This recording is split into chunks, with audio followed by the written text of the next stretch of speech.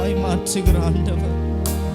இந்த பாடுகளும் கடந்து போகும்படிக்கு கர்த்தர் உங்களுக்கு தயை செய்வாராக. இந்த வேதனைகளும் நீங்கி நீங்கள் சுகமாய் இருக்கும்படிக்கு கர்த்தர் உங்களுக்கு ஆறுதல் செய்வாராக. எவரையும் தாழ்த்தவும் உயர்த்தவும் என் தேவனிடத்தில் அதிகாரம் உண்டு என்று விசுவாசிக்கிறவர்கள், என்னை உயர்த்த என் தேவனிடத்தில் அதிகாரம் உண்டு, என்னை உயர்த்த என் தேவனிடத்தில் வல்லமை உண்டு, என் சந்ததிகளை உயர்த்த என் தேவனிடத்தில் வல்லமை உண்டு. ஆவியே வாரும் தூய ஆவியே, உம் பிரசன்னத்தை வாஞ்சிக்கிறோ. கடைசி ஒரு சில நிமிஷங்கள். உம் வல்லமையால் என்னை நிறைத்து,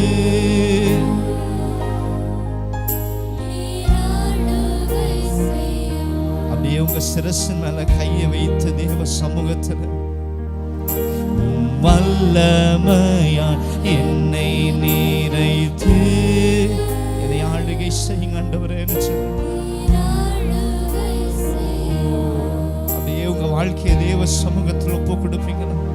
உங்க சிரசின் மேல கையை வைத்து ஆண்டவரை பார்த்து இந்த ஆராதனை நேரத்தில் ஒரே ஜெபமாக, கர்த்தர் நீர் என்னை விசாரித்து நடத்துங்கன்னு சொல்லுங்க. நீங்க என் கூட இருக்கணும்ப்பா. நீங்க என்னை உயர்த்துகிறவராய், என்னை அபிஷேகிக்கிறவராய், சகல கண்களுக்கு முன்பதாக என்னை ஆச்சரியமுள்ள பாத்திரமாய், தாவீது பக்தன் சொன்னது போல, அநேகருக்கு என்னை புதுமை போல் மாற்றினது போல எத்தனை பேர் உயர்த்தி சொல்லுவீங்க? அசாத்தியமானவைகளை சாத்தியப்படுத்துகிறதை, என் வாழ்க்கையில நடக்க கூடாமல் இருக்கிற தடையான காரியங்களை நிறைவேற்றுகிற வல்லமை உள்ளவர், சகலவற்றையும் செய்ய வல்லவர், சகலவற்றையும் செய்ய வல்லவர். There is nothing impossible with you, God. கடைசியாய் உயர்த்தி ரெண்டு கரங்களை உயர்த்தி இந்த ஆராதனை நிறைவு செய்வோம். வல்லமையா என்னை நிறைத்து ஆளுகை செய்யணும். Last one more time. வல்லமையா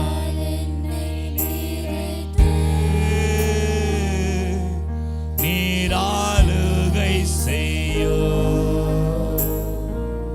ஆவியானவரே, உங்க தெய்வீக பிரசனத்துக்காக, எங்கள் மத்தியில் நீர் அசைவாடுகிறதற்காக நாங்கள் நன்றி செலுத்துகிறோம். அன்னதுவரே கடந்த வாரமெல்லாம் எங்களை கண்ணின் மணி போல பாதுகாத்தவர், எங்களை நடத்தினவர், எங்களை போஷித்தவர். ஓ ஆவியானவரே, இயேசுவின் நாமத்தினால் நன்றி செலுத்துகிறோம். இந்த நாளில் எங்கள் மத்தியில் நீர் கடந்து வந்திருப்பதற்காக, ஆண்டவரே ஒவ்வொருவரையும் நீர் தொடுவதற்காக நன்றி செலுத்துகிறோம். ஒவ்வொருவரையும் தொட்டு ஆசீர்வதிப்பதற்காக நன்றி சொல். கர்த்தருடைய பரிசுத்த நாமத்துக்கு ஸ்தோத்திரம். என் பேர் ஜாக்சன், நான் கோவைப்புதூர்லேருந்து வரேன். இந்த வருஷம் வந்து நம்ம சர்ச்சில் February 10 மார்ச் 1 வரைக்கும் 30 நாள் ஃபாஸ்டிங் ப்ரேயர் நடந்துச்சு. அதில் வந்து நானும் கலந்து கொண்டேன்.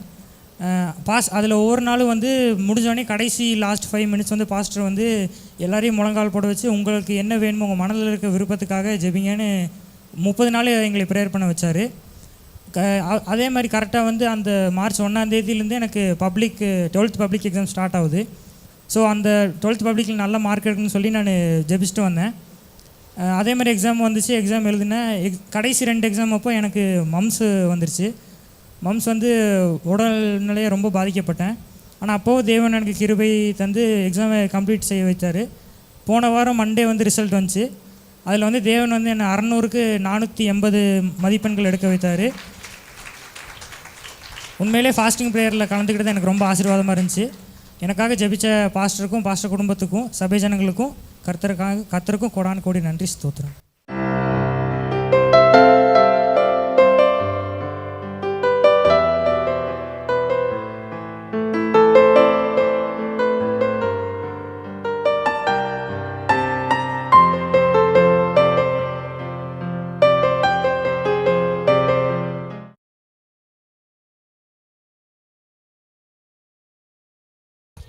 ஒரு ஆமீன் சொல்லுவோமா? அதனால தான் எபிரேயர் ஆக்கியோன் சொல்றார், தெளிக்கப்படுகின்ற இரத்த தண்டையில் வந்தீர்கள். தெளிக்கப்படுகிற கிருபாசன தண்டையில் பரிசுத்த ரத்தம் தெளிக்கப்படுகிறது. ஆமென் சொல்லுவோமா? அல்லேலூயா சொல்லுங்களேன். இன்றைக்கி இயேசு அந்நிய ரத்தத்தை அல்ல, நீங்கள் எப்பெல்லாம் தவறு பண்ணுறீங்களோ, எப்பெல்லாம் நீங்கள் தப்பு செய்கிறீங்களோ, அறிந்து செய்தாலும் சரி அறியாமல் செய்தாலும் சரி, உங்கள் உள்ளம் வதைக்குதோ இல்லையோ, உங்கள் இருதயம் துக்கப்படுதோ இல்லையோ, ஆனால் பரலோகத்தில் தேவனுடைய சமூகத்தில் ஒருத்தர் உட்கார்ந்துருக்கிறாரு. அவர் உள்ளம் பதைக்கிறது, அவர் உள்ளம் துடிக்கிறது. ஐயோ இந்த பையன் இந்த சகோதரன் இந்த பாவத்தை செய்கிறானே, இந்த சகோதரன் இந்த பாவத்தை செய்யலைன்னு சொல்லி பதைத்து அந்த தெளிக்கப்படுகிற இரத்தத்தை கொண்டு போய் மகா பரிசுத்த ஸ்தலத்தில் மகா வல்லமையில் தெய்வத்தினிடத்தில் போய் அவர் மகா பிரதான ஆசிரியராக இவனுக்காக நான் ரத்தம் சிந்தினேன் என்று அந்த இரத்தத்தை அங்கே தெளிக்கிறார். உனக்கு கிருபை உண்டாயிருக்கும்படியாக, உனக்கு மன்னிப்பு உண்டாகும்படியாக, உனக்கு நியாய தீர்ப்பு உண்டாகாதபடிக்கு அவர் உன்னை ரட்சிக்கும்படியாக இன்றும் அந்த ரத்தம் பேசுகிறது. அந்த ரத்தம் அன்று மாத்திரமல்ல, இன்றும் பேசுகிறது. நீங்கள் எப்பெல்லாம் தவறு செய்கிறீங்களோ அப்பெல்லாம் அந்த ரத்தம் போய் தேவ சமூகத்தில் உங்களுக்காய் பேசுகிறது. ஒரு ஆமென் சொல்லுவோமா? அப்போ முதல் காரியம், தெளிக்கப்படுகிற இரத்த தண்டைக்கு வந்தீர்கள். ஆமென் சொல்லுவோமா? சரி, அதில் இருக்கிற அந்த வசனத்தில் இருக்கிற இன்னொரு காரியம், ஆபேலின் ரத்தம் பேசினதை பார்க்கிலும் நன்மையானதை பேசுகிற ரத்தம். இப்போ அந்த ரெண்டாவது காரியத்தை குறித்து தியானித்து நம்ம திருவிருந்துக்குள்ளாய் கடந்து போகலாம். முதல் காரியம், ஆபேலின் ரத்தம் தேவனை நோக்கி கூப்பிட்டது. கரெக்டா? ஆபேலின் ரத்தம் தேவனை நோக்கி கூப்பிட்டது. அது உனக்காக கூப்பிட்டுச்சா? உங்கள் வீட்டுக்காரமாக்காக கூப்பிட்டுச்சா? உங்கள் பிள்ளைங்களுக்காக கூப்பிட்டுச்சா? அந்த ரத்தம் தனக்காக மாத்திரம் தான் கூப்பிட்டுச்சு. ஆபேலின் ரத்தம் தனக்காக கூப்பிட்டது. ஒன்று தெரிஞ்சுக்கோங்க, உயிர் ரத்தத்தில் இருக்குது. நம்ம சொல்கிறோம் ரத்தம் கொதிக்குதுன்னு. என் ரத்தம் கொதிக்குது. எதுக்கு கத்தர் பதில் கேட்குறாரு இல்லையோ, ரத்தம் கொதிச்சுன்னா கண்டிப்பாக கேட்பேன். உயிர் ரத்தத்தில் இருக்கிறது. சரி, கவனிங்க, கத்தருக்கு ஸ்தோத்திரம். இப்போ ஆபேலின் ரத்தம் தனக்காக மாத்திரம்தான் கூப்பிட்டது. ஆனால் இயேசுவின் ரத்தம் யாருக்காக கூப்பிட்டது என்று நீங்கள் தெரிந்து கொள்வீர்கள் என்றால், இயேசுவின் ரத்தம் அது கூப்பிடுகிறது. கிறிஸ்து மீண்டும் ரகசியமாய் இந்த பூமிக்கு வருகிற வரைக்கும் எனக்காக உனக்காக அது கூப்பிட்டு கொண்டே இருக்கும். அது கூப்பிட்டது, தனக்காக கூப்பிட்டது. ஆனால் இயேசுவின் ரத்தம் கூப்பிட்டது, இன்றும் கூப்பிடுகிறது, இனியும் உங்களுக்காக கூப்பிடும். எதற்காக? எடுத்துக்கொள்ளுங்கள், எபிரேயர் 9:22 எதற்காக கூப்பிடுகிறது என்றதை பார்த்துடலாம்.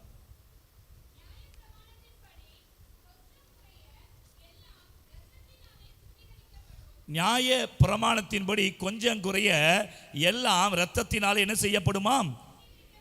சுத்திகரிக்கப்படும் என்று வேதம் சொல்லுகிறது.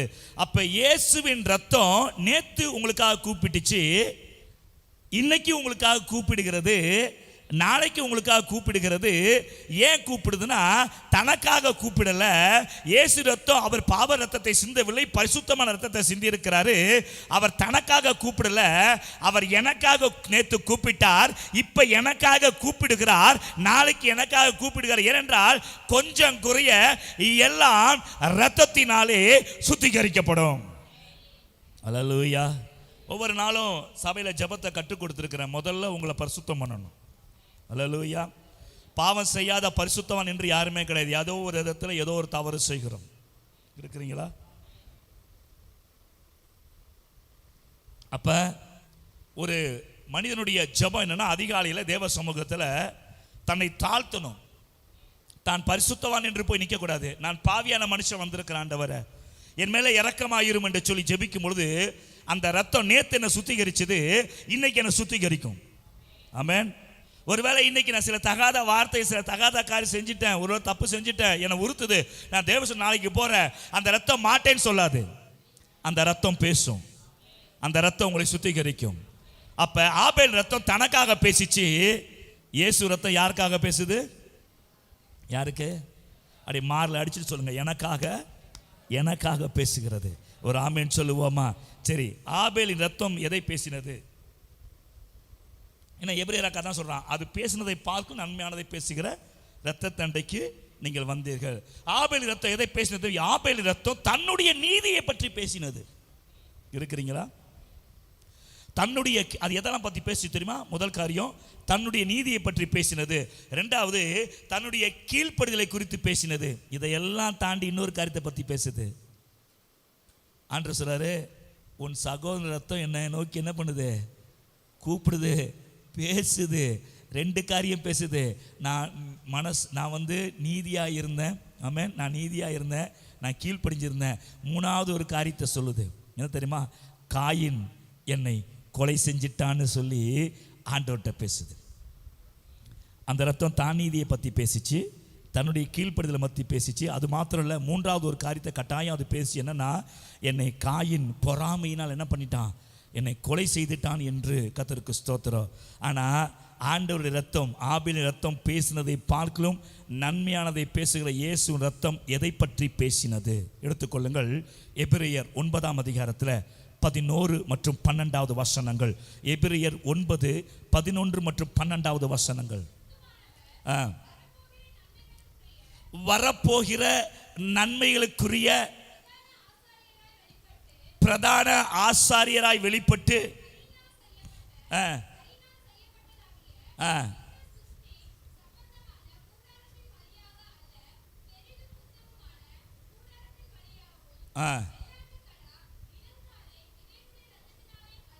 வெள்ளாட்டுக்கடா இளங்கால் இரத்தத்தினாலே அல்ல, தம்முடைய சொந்த இரத்தத்தினாலே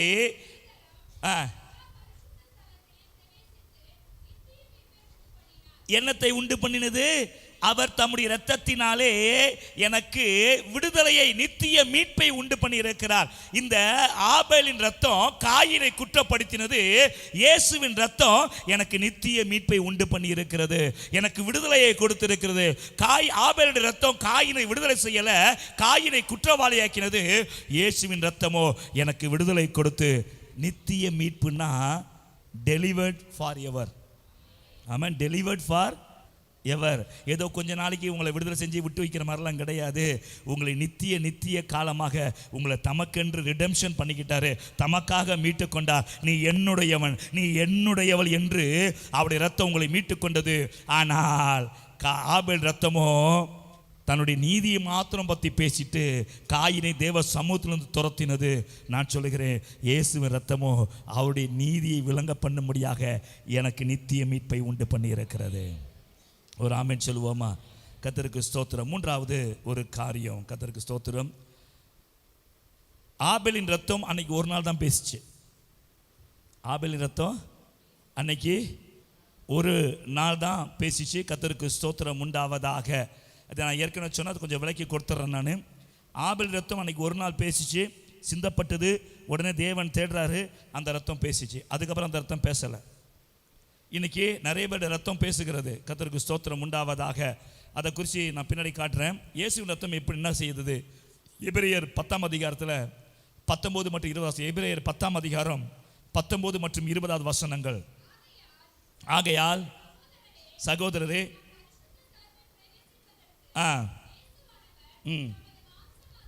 ஆமா,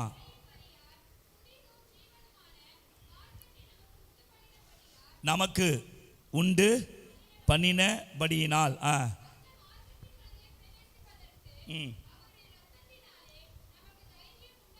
இதில் இன்னொரு மறைந்திருக்கிற கருத்து தான் அன்னைக்கு பேசிச்சு.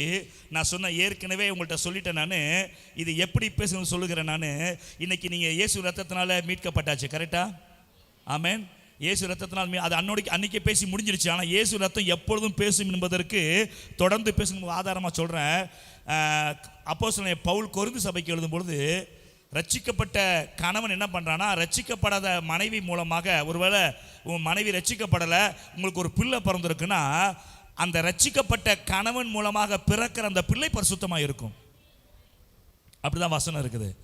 ஒருவேளை மனைவி ரட்சிக்கப்பட்டிருக்கா, கணவன் ரட்சிக்கப்படலை அப்படின்னா, அந்த 2 பேர் மூலமாய் பிறந்த அந்த குழந்தை பரிசுத்தமாக இருக்கிறது. அப்போ உங்கள் பிள்ளை, உங்கள் வித்து பரிசுத்த வித்தாக இருக்கிறது. ஏன் இதை நான் சொல்கிறேன், நீங்கள் புரிஞ்சுக்கணும். இயேசு ரத்தம் அன்னைக்கு மாத்திரம் பேசி முடிச்சிருந்தா இன்னைக்கு எனக்கு ரட்சிப்பு இல்லை. புரியுதா உங்களுக்கு? இப்போ நான் ரட்சிக்கப்பட்டுட்டேன். நான் சொல்கிறேன், நான் மட்டும் போனால் போதுமா, பிள்ளைங்களும் வரணுமா? அப்போ இன்னைக்கு என்ன ரசிப்பதற்காக தேவ சமூகத்தில் நித்திய மீட்புக்காக பேசிச்சு. கரெக்டா? நாளைக்கு எனக்கு பிள்ளைங்க பிறந்துட்டாங்க, என் பிள்ளைகளுடைய மீட்புக்காக அந்த ரத்தம் பேசி கொண்டு இருக்கிறது. ஃபர்ஸ்ட் சொன்ன கான்டெக்ஸ்ட் வேற, இப்போ சொல்ற கான்டெக்ஸ்ட் வேற. ஆபேல் ரத்தம் அன்னோட நிறுத்திடுச்சு. ஆனால் இயேசு ரத்தம் நேற்று எனக்காக பேசிச்சு, இன்னைக்கு என் பிள்ளைகளுக்காக பேசுது, நாளைக்கும் பேசும். நாளைக்கு என்ன தெரியுமா பேசும்? என் சந்ததிக்காக பேசும். அல்லேலூயா. நாளைக்கு மறுநாள் சந்ததியோட பிள்ளைகளுக்காக பேசும். அப்படியே இயேசு கிறிஸ்து வருகை பரியந்தம் அந்த ரத்தம் பேசிக்கொண்டே இருக்கும். ஆபேலின் ரத்தம் பேசினதை பார்க்கிலும் நன்மையானதை பேசுகிற ரத்தம். அந்த ரத்தம் எனக்காக பேசிட்டு, என் பிள்ளைக்காக பேசிட்டு, என் பிள்ளைகளுடைய பிள்ளைக்காக பேசிட்டு, தொடர்ந்து எங்களுடைய சந்ததிக்காக பேசும். சங்கீதம் 22ஆம் அதிகாரம், கர்த்தர் குலத்துக்கொன்றும் கோத்திரத்துக்கொன்று ஒன்றை, அந்த வசனத்தை எடுத்துக்கொள்ளும். 22ஆம் அதிகாரம், அது என்கிட்ட நோட் பண்ணல, எடுங்க. 22 கடைசி வசனத்தை கொண்டு வாங்க பார்க்கலாம். டிக்கிறோம், இதை புரிய வைப்பதுக்கு இந்த வசனம் கரெக்டாக இருக்கும். சங்கீதம் 22 அதுக்கு மேலே, ஒரு சந்ததி அவரை சேவிக்கும், தலைமுறை தலைமுறையாக. ஹலோ, ஒரு சந்ததி கர்த்தரை சேவிக்கும், அதுக்கப்புறம் எப்படி அது தலைமுறை தலைமுறையாக அது கர்த்தருடைய சந்ததி. எப்படி அது கர்த்தருடைய சந்ததியை மாறுது தெரியுமா? ரத்தம் இல்லாம ஜீவன் இல்லை. ரத்தம், அவருடைய ரத்தத்தில் நான் பிறந்தேன். அந்த ரத்தம் என் பிள்ளைகளை பிறக்க வைக்கும். அந்த ரத்தம் என் பிள்ளைகளுடைய பிள்ளைகளை கிறிஸ்துவுக்குள் பிறக்க வைக்கும். என்னுடைய சந்ததி கர்த்தருடைய சந்ததி என்று அழைக்கப்படும். ஆகவே அந்த ரத்தம் பேசுகிறது, பேசினது பேசிக்கொண்டே இருக்கும். இனி வருகிற நாட்களில் என் பிள்ளைகளுக்காக, பிள்ளைகளுடைய பிள்ளைகளுக்காக பேசும். ஆமென் சொல்லுவோமா? அப்போதான் நம்ம பரலோகத்தில் பிரவேசிக்க முடியும். ஆமென். நாம் குறைவுள்ள பாத்திரங்களாக இருக்கிறோம். அந்த ரத்தம் பேசிக்கொண்டே இருக்கிறது. ஆகவே நல்லா தெரிஞ்சுக்கோங்க, உங்களுக்கு கிடைத்திருக்கிற மேன்மை வேறு யாருக்கும் கிடையாது. You people are so privileged. ஆண்டவர் ரத்தத்தை குறித்து அறிஞ்சிருக்கிறீங்க, ஆண்டவர் ரத்தத்தை ஏற்றுக்கொண்டு இருக்கிறீங்க. அந்த ரத்தம் உங்கள் மேலே தெளிக்கப்பட்டிருக்குது. உங்கள் பிள்ளைகள் பரிசுத்த வித்து. ஆமென். உங்களுக்கு பிறந்த பிள்ளைங்களை யார் இது? பரிசுத்த வித்து. ஆமென். அவங்க பரிசுத்த முத்திரை போடப்பட்டிருக்கிறார்கள். ஆரோனுடைய குமாரர்கள் எப்படி முத்திரை போடப்பட்டார்களோ, உங்களுடைய பிள்ளைகள் கர்த்தருக்குள்ளாக முத்திரை போடப்பட்டிருக்கிறார்கள். அந்த ரத்தம் பேசிக்கொண்டிருக்கிறது. உங்கள் பிள்ளைகள் மாத்திரமல்ல, தாத்தா பாட்டி, உங்கள் பேர பிள்ளைகள் கிறிஸ்துவுக்குள் முத்திரை போடப்பட்டிருக்கிறார்கள். அந்த ரத்தத்துக்குள்ளாக அந்த சந்ததி தலைமுறை தலைமுறையாக இயேசுவின் ரத்தத்தினால் பிறந்த சந்ததி, அது தலைமுறை தலைமுறையாக கர்த்தரை சேவிக்கும். ஆமென் சொல்லுவோமா? ஹல்லேலூயா. கர்த்தருக்கு ஸ்தோத்திரம். அப்போ இந்த ரத்தம் பேசிக்கொண்டே இருக்க போகிறது. சிந்தப்பட்ட 2000 வருஷத்துக்கு முன்னாடி பேசுனதோடு நிறுத்திக்கல, இன்னும் பேசிட்டு தான் இருக்குது. அல்லேலூயா.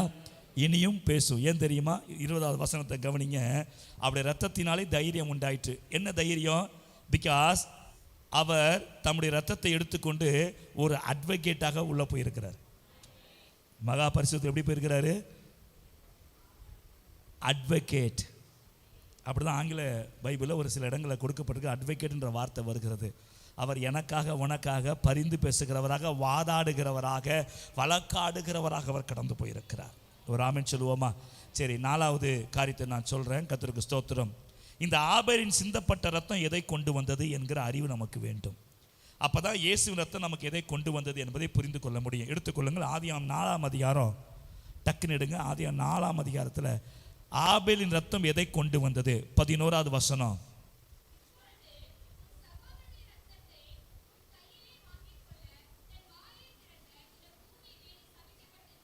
புரியுதா? ஆபேல் ரத்தம் எதை கொண்டு வந்துச்சு?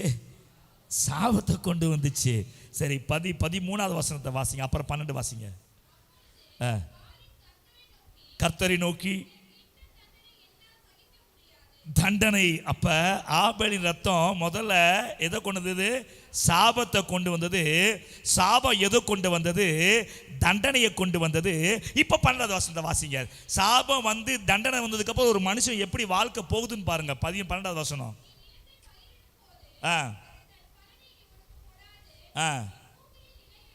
பூமியில நிலையற்றவனாக அலைகிறவனாக. அப்ப எந்த மனுஷனுடைய வாழ்க்கையில ஆபேலின் ரத்தம் எதுக்கு ஒப்பனையா இருக்குன்னா சாபத்தை கொண்டு வருது. ஆபேலின் சிந்தப்பட்ட ரத்தம் அது தண்டனையை கொண்டு வருகிறது. ஆபேலின் சிந்தப்பட்ட ரத்தம், அதனால தான் சொல்றேன், யாருடைய சாபத்தையும் சம்பாதிக்க கூடாது. நீ வாழ்க்கையில பொண்ணு சம்பாதி, வெள்ளியை சம்பாதி, பரவாயில்லை. அதை நீ சம்பாதிக்காட்டியும் பரவாயில்ல. நான் சொல்கிறேன், ஒரு சின்ன விஷயத்தில் கூட அன்பாக கேட்டுக்கிறேன், கர்த்தருடைய நாமத்தில் கேட்டுக்கிறேன், எந்த ஒரு மனுஷனுடைய சாபத்தை தயவு செஞ்சு சம்பாதிக்காதீங்க. அது உங்களை சும்மா விடாது. சாபம் சும்மா விடாது. கிருபை, ஆமாம், இயேசு ரத்தம் சிந்தப்பட்டிருக்குது. அதை நீங்கள் அறியாமல் இருக்கிற வரைக்கும், அதாவது என்னைக்கு எந்த நாள் வரைக்கும் நீங்கள் செய்தது தவறு என்றும் அது சாபம் என்று உணராமல் நீங்கள் நெஞ்சை நிமித்தி நடக்கிறீங்களோ அந்த நாள் வரைக்கும் அந்த சாபம் உங்களை பிடிச்சிக்கும். நீ அறிக்கை செய்தால் தான் மன்னிப்பு கிடைக்கும். நீ செய்ததே தவறு, நான் கேட்குறேன், நியாயமாக சொல்லுங்க, நீங்கள் செய்தது தவறு என்று நீங்கள் உணரலை, அப்போ மன்னிப்பு கேட்பீங்களா ஆண்டவர்கிட்ட? எப்போ நீங்கள் செய்தது தவறுன்னு உணர்றீங்களோ அன்றைக்கி தான் மன்னிப்பு கேட்பீங்க. நீங்கள் செய்ததை தவறை நியாயப்படுத்துனீங்க வச்சுக்கோங்களேன், நீங்கள் நியாயப்படுத்தலாம், ஆர்கியூமெண்ட் பண்ணலாம், நீங்கள் என்ன சொல்லலாம், ஆனால் அந்த சாபம் உங்களை விடாது, அது தொடர்ந்து கொண்டே இருக்கும். ஏன்னா நீங்கள் அதை உணரலை, தவறு என்று உணரலை. சரி, கவனிங்க, கர்த்தருக்கு ஸ்தோத்திரம். அப்போ இந்த சாபம் என்ன பண்ணுது? நம்மை நிலையற்றவர்களாக அலைகிறவர்களாக மாற்றி விடுகிறது. 4வது சாபத்தை பாருங்க, 14வது வசனம். வாழ்க்கையில் என்ன வந்துருது பாருங்க.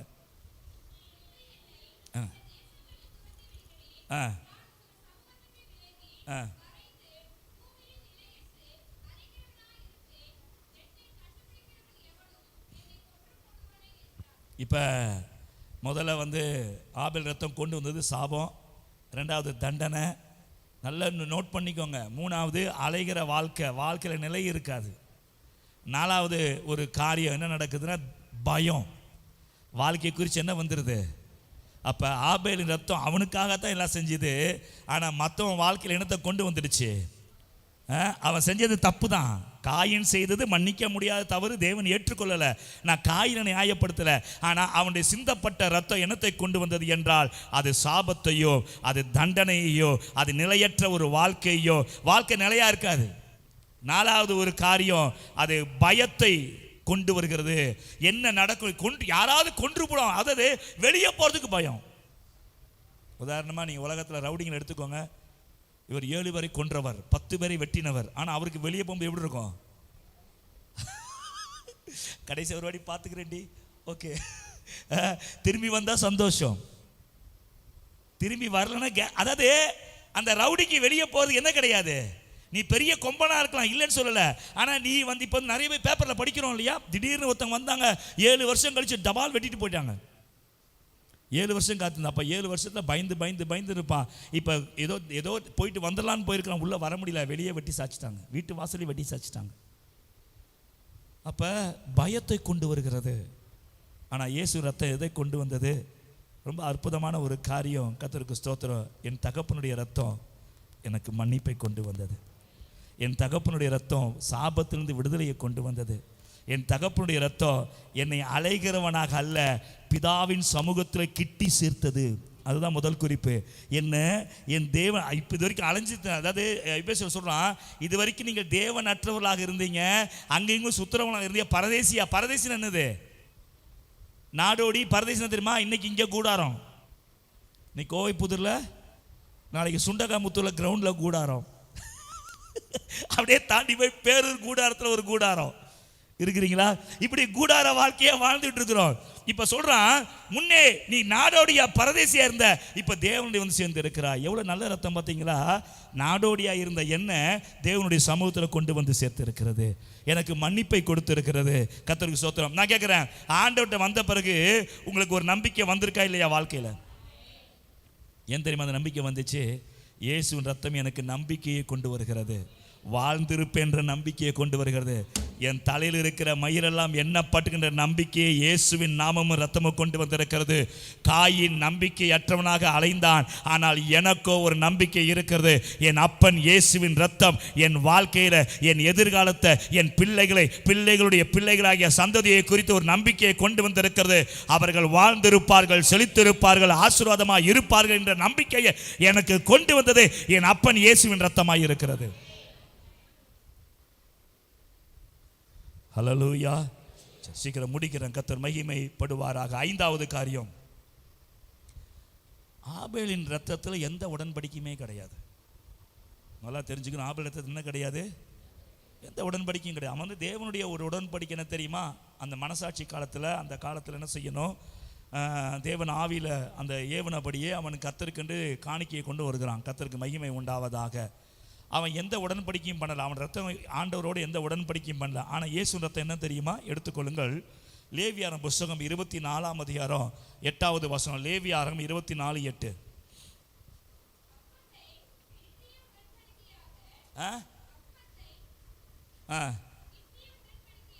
நித்திய உடன்படிக்கையாக இஸ்ரவேல் புத்திரர் கையிலே வாங்கி இந்த அப்பம் நித்திய உடன்படிக்கையாக. ஒரு ஆமென் சொல்லுவோமா? ஹல்லேலூயா. என்ன பாஸ்டர் ரத்தமே வரல? நான் கேட்குறேன், உங்கள் உடம்பை ஒரு கீறி கிரிக்கோங்க, ரத்தம் வருதா பாருங்க. கீரிக்கோங்க. அப்போ இந்த சரீரம் பிக்கப்பட்டதா ரத்தம் வரணும். ஆமென். இந்த அப்பம் தேவனுடைய சமூகத்தில் நித்திய உடன்படிக்கை. என் அப்பனாகிய இயேசு கிறிஸ்துவின் சரீரமும் அதிலிருந்து வெளிப்பட்ட இந்த ரத்தமும் எனக்கு எப்படி இருக்கிறது என்றால் நித்திய உடன்படிக்கை உறுதியாக இருக்கிறது. என்ன நித்திய உடன்படிக்கை? இந்த அப்பமும் அப்பத்துக்குள்ளாக இருக்கிற இந்த ரத்தம் எதை கொண்டு உணர்த்துகிறது? வாசிங்க யோவான் சுவிசேஷம் 6ஆம் அதிகாரம் 54 வசனம். யோவான் சுவிசேஷத்தில் என்ன? இது உடன்படிக்கை ரத்தம் அல்லவா? இது எனக்கு எதை செய்கிறது? 6:54. என் மாம்சத்தை புசித்து என் ரத்தத்தை பானம் பண்ணுகிறவனுக்கு நித்திய ஜீவன் உண்டு. நான் அப்ப ஒரு உடன்படிக்கை பண்ணுகிறார். என் மாம்சம், இந்த அப்பம், என்னுடைய ரத்தம், அதுக்குள்ளா இருக்கிற ரத்தத்தை புசித்து பானம் பண்ணுகிறவனுக்கு நான் கடைசி நாள் என்ன பண்ணுவேன்? எழுப்புவேன். ஆமென். உடன்படிக்கையின் ரத்தம். இயேசு ரத்தம் என்ன ரத்தம்? அது உங்களோட நீ உடன்படிக்கை பண்ற அளவுக்கு பெரிய ஆளா? நீங்க அவ்வளோ பெரிய ஆளா? கிடையாது. அற்பமான நம்மிடத்துல பரிசுத்த தெய்வம் ஒரு உடன்படிக்கை பண்ணியிருக்கிற ரத்தத்தினால நான் உன்னை கடைசி நாளை எழுப்புவேன்டா. நான் உன்னை கடைசி நாளை எழுப்புவோம்மா. நீ என் மாம்சத்தை புசித்து என் ரத்தத்தை பானம் பண்ணுறதுனால கடைசி நாளை எழுப்புவேன். ஒரு ஆமென் சொல்லுவோம்மா? ஹல்லேலூயா. அப்போ நித்திய ஜீவனை தருகிறது. ஆபேலின் ரத்தத்தில் எந்த உடன்படிக்கையும் கிடையாது. இயேசு ரத்தத்தில் ஒரு உடன்படிக்கை இருக்குது. என்ன உடன்படிக்கை தெரியுமா? எனக்கும் உனக்கும் நித்திய ஜீவனை, பரலோகத்தை தருகிற ஒரு உடன்படிக்கையின் ரத்தம். எத்தனை பேருக்கு புரிகிறது? ஒரு ஆமென் சொல்லுவோமா? இயேசு கொடுப்பாரா? கொடுப்பாரு. கொடுத்துருக்கிறாரா? கொடுத்துருக்கிறாரு. லூக்கா சுவிசேஷம் 23:43 உங்களுக்கு தெரிஞ்ச சம வாசிங்க. லூக்கா அப்போ இயேசு கொடுத்தார் என்பதற்கு ஆதாரமாக வாசிங்க. லூக்கா 23:43 வாசிக்கிறீங்க.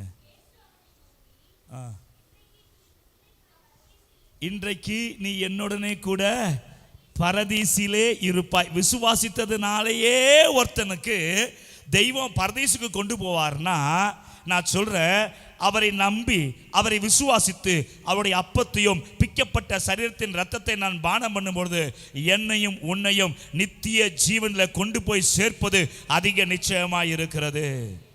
ஆமென் சொல்லுவோமா?